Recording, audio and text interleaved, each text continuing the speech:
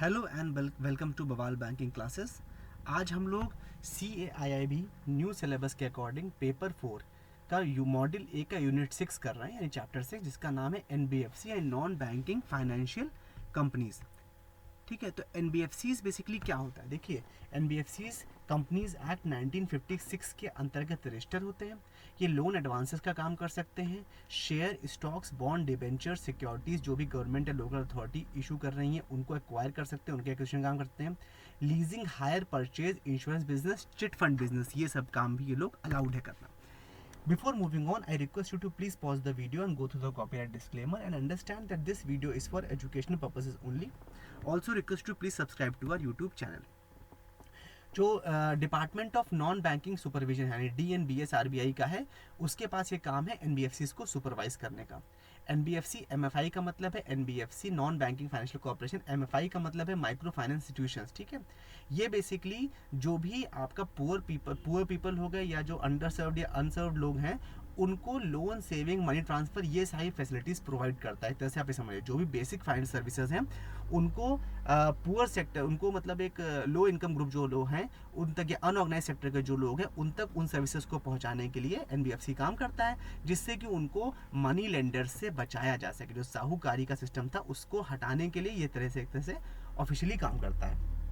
NBFCs जो है वो इकोनॉमिक डेवलपमेंट में किस किस तरह से हेल्प करते हैं ये बताया गया है।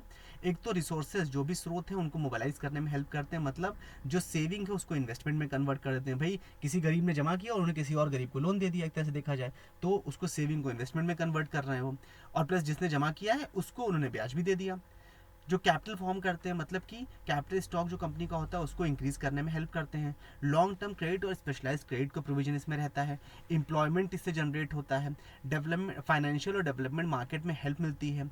फॉरेन ग्रांट इससे अट्रैक्ट होता है, मतलब बढ़ता है। जो गरीबों का मानी, जो पॉवर्टी का जो विशेष साइकिल है, मतलब मनी लेंडर, किसी ने अगर मान लीजिए 1,000 रुपये लिए, अब वो उस पर ब्याज ले रहा है, तो इतना ज़्यादा ब्याज ले रहा है कि मूल तो हमेशा बनाई और ब्याज में ही आदमी उस विशेष साइकिल में फंस जाता है। उससे भी उसको बचा रहा है। क्यों? क्योंकि एक तरह से जो NBFC है वो उतना क्रूर नहीं है। ठीक है, NBFCs का रजिस्ट्रेशन का प्रोसेस बताया गया है कि NBFC जो है उनको RBI के साथ रजिस्ट्रेशन करवाना है। सेक्शन कौन सा है? RBI एक्ट 1934 का सेक्शन 45IA। ठीक है, ये सेक्शन याद रखिएगा, सेक्शन 45IA के द्वारा RBI ने की मतलब जो होता है डुअल रजिस्ट्रेशन, मतलब NBFCs का रजिस्ट्रेशन कई जगह से ना हो जाए, उन बस उनके ऊपर बहुत रजिस्ट्रेशन का वो ना रहे, इसलिए RBI ने इसको कुछ जगह हैं जहाँ से एग्जेम्प्ट भी कर दिया है, जैसे कि वेंचर कैपिटल फंड हो गया, मर्चेंट बैंकिंग कंपनीज रजिस्टर्ड जो भी सेबी के साथ रजिस्टर्ड है वो हो गई, या इंश्योरेंस कंपनी हो गई तो वो IDA के साथ रजिस्टर्ड है। जो निधि कंपनीज हैं वो कंपनीज एक्ट 1956 में रजिस्टर्ड हैं। जो चिट फंड कंपनीज हैं वो चिट फंड में रजिस्टर्ड है ऑलरेडी। जो हाउसिंग कंपनीज है वो नेशनल हाउसिंग बैंक में। तो मतलब कुल मिलाकर के उन लोगों को एग्जेम्प्ट कर दिया जो ऑलरेडी किसी और रेगुलेटरी बॉडी के साथ जुड़े हुए हैं या रजिस्टर्ड है, उनसे लाइसेंस ले रखा है। अदरवाइज डुअल रेगुलेशन हो जाएगा ना भाई, वो RBI से भी रजिस्ट्रेशन ले और सेबी से भी ले, RBI से ले भी और IDA से भी ले, तो इतना नहीं हो सकता, इसलिए ये RBI ने उनको एग्जेम्प्ट किया है। एप्लीकेबल NBFCs बताया गया है। Systematically important non deposit taking non banking financial companies NBFC NDSI, ये नॉन, ये आपको पता है ना, सिस्टमैटिकली इंपॉर्टेंट का मतलब होता है, जैसे आपने पढ़ा होगा डोमेस्टिक इंपॉर्टेंट बैंक कुछ पढ़े होंगे आपने, जैसे कि SBI और ICICI उसमें आते हैं।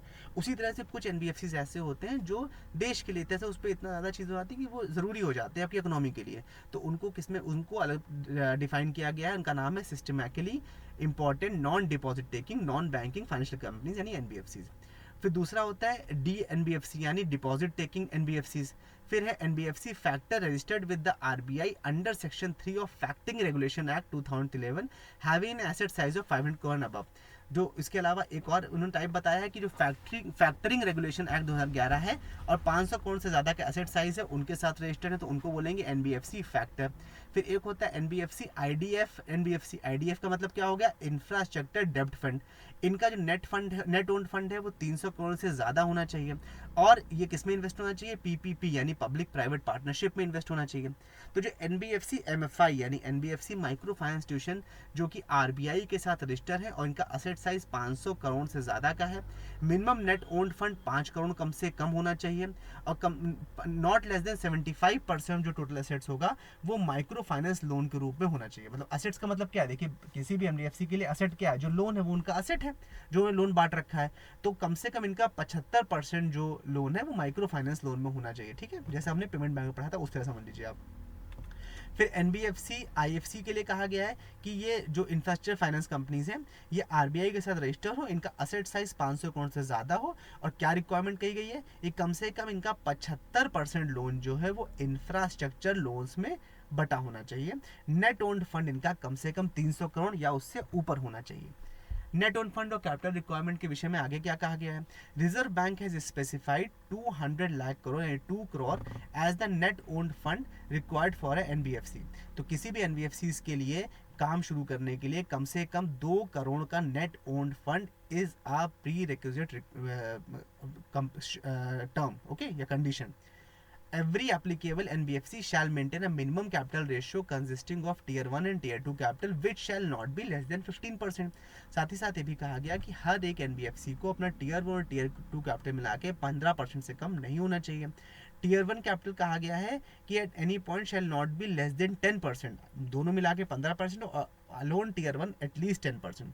एनबीएफसी जो भी गोल्ड ज्वेलरी के अगेंस्ट लोन देने में मतलब एंगेज होती हैं जो हैं, उनके लिए कहा गया है कि उनका जो टोटल लोन पोर्टफोलियो उसमें 50% से ज़्यादा ऐसे लोन्स नहीं होने चाहिए, और टियर 1 कैपिटल जो है उनका वो कम से कम 12%। अगर लोन गोल्ड लोन से संबंधित काम वो कर रही है एनबीएफसी तो उसके लिए कहा गया है कि 50% से ज़्यादा वो पोर्टफोलियो नहीं होगा, किसका, गोल्ड लोन वाला, एंड टियर 1 कैपिटल मिनिमम 12% होनी चाहिए।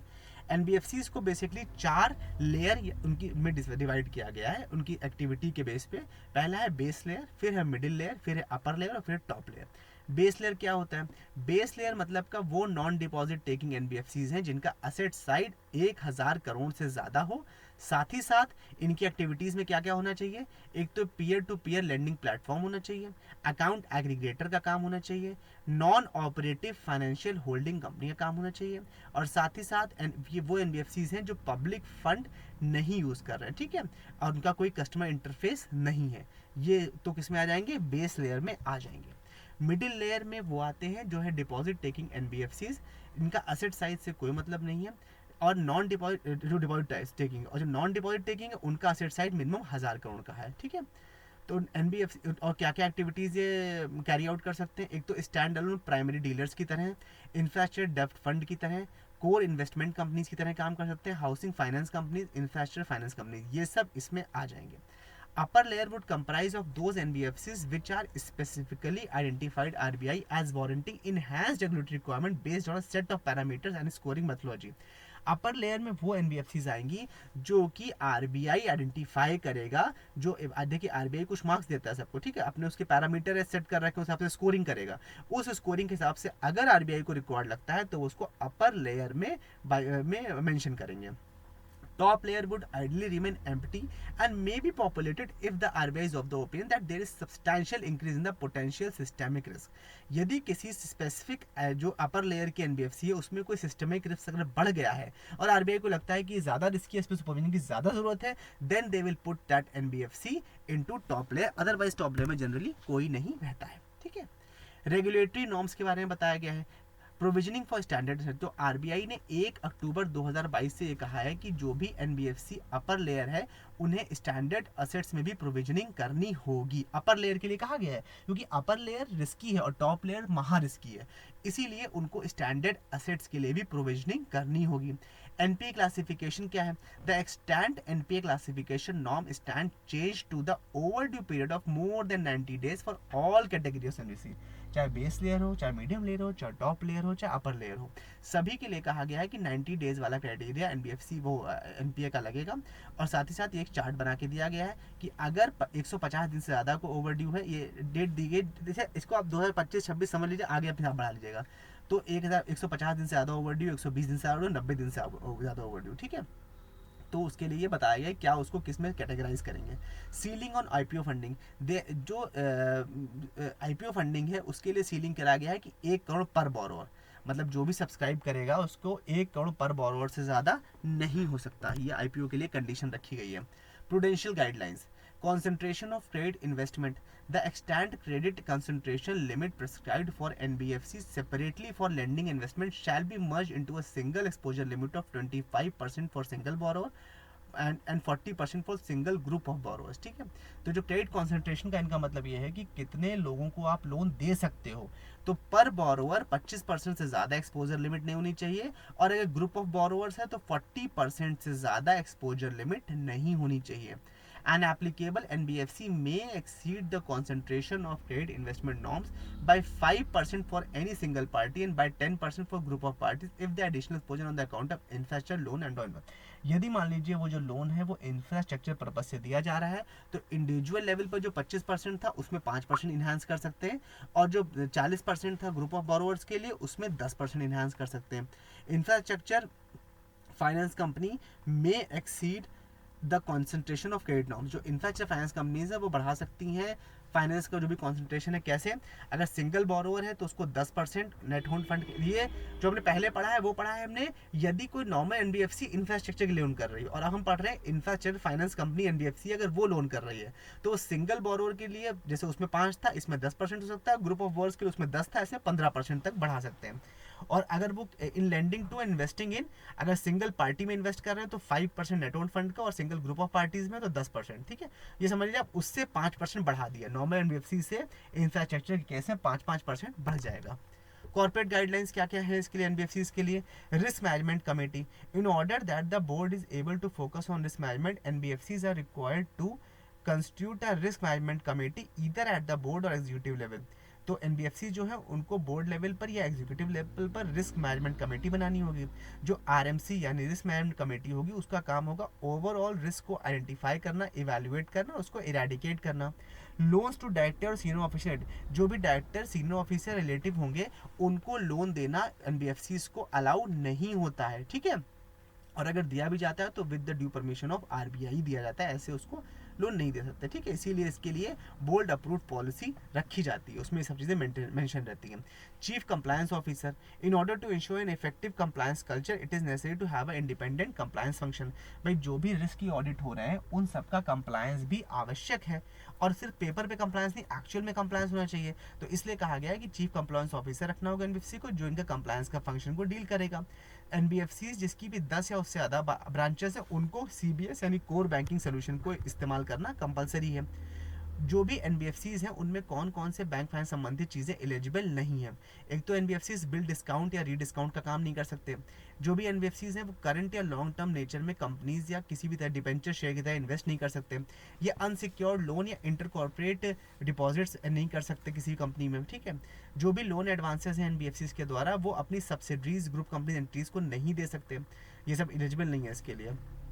Finance to NBFCs for further lending to individual for subscribing, किसी भी वो अपने किसी भी इंडिविजुअल को लोन नहीं दे सकते इसलिए कि वो जाके उसी का आईपीओ खरीद ले। समझ गए ना? मतलब ये नहीं कि अपना आईपीओ पहले मार्केट में लाओ फिर अपनी लोगों को लोन दे दिया कि जाओ भाई आईपीओ खरीद ले, ऐसा नहीं कर सकते। Share and debentures can not be accepted, जो भी उनके खुद के शेयर और डिबेंचर होंगे उसको वो एज ए सिक्योरिटी यूटिलाइज नहीं कर सकते for the purpose of lending. Co lending model between bank and NBFC, ये देखिए एक लेटेस्ट मॉडल आया है जो आरबीआई ने शुरू करवाया था कि वो आरबीआई कहना है कि एनबीएफसी और बैंक मिल करके लोन प्रोवाइड करें। ठीक है, तो बैंक एंड एनबीएफसी मिल करके एक बोर्ड अप्रूव्ड पॉलिसी बनाएं और को लेंडिंग मॉडल इस सीएलएम को करें, और बोर्ड अप्रूव्ड पॉलिसी उनकी वेबसाइट पे अपलोड होनी चाहिए। बैंक्स को registered NBFC including housing finance company के साथ ये टाइप करने का अधिकार है कि वो पहले टाइप कर लें उसके बाद को लेंडिंग मॉडल को अपना लें। को लेंडिंग जो बैंक होगा उसमें आप ये समझ लीजिए कि उनके जो इंडिविजुअल लोन्स होंगे वो उनके बुक्स पे मेंशन तो रहेंगे ही, साथ ही साथ ये कहा गया है कि इसमें 20% और 80% का शेयर रहेगा। मतलब जो एनबीएफसी होगा वो 20% पैसा देगा और जो लोन होगा वो उसमें 80%, जो बैंक होगा वो 80% डालेगा। साथ ही इसमें ये भी होता है जब रिकवरी का नंबर आएगा तो पहले राइट बनेगा बैंक का। ठीक है, लेकिन इसमें बैंक बहुत ज़्यादा इंटरेस्ट ले नहीं रहे, जो एक्चुअल ग्राउंड रियलिटी है वो। Bank shall not be allowed to enter co lending with an NBFC belong to, अगर मान लीजिए किसी प्रमोटर ग्रुप, मान लीजिए जो बैंक है उसका प्रमोटर अगर किसी एनबीएफसी को सपोर्ट कर रहा है तो वो उसके साथ फिर नहीं को लेंडिंग का अरेंजमेंट कर सकता है, वो अलाउड नहीं है। With this we have come to an end. I hope you like the session. In case if you have any doubt, please feel free to ask in the comment section. Thank you so much for your valuable time.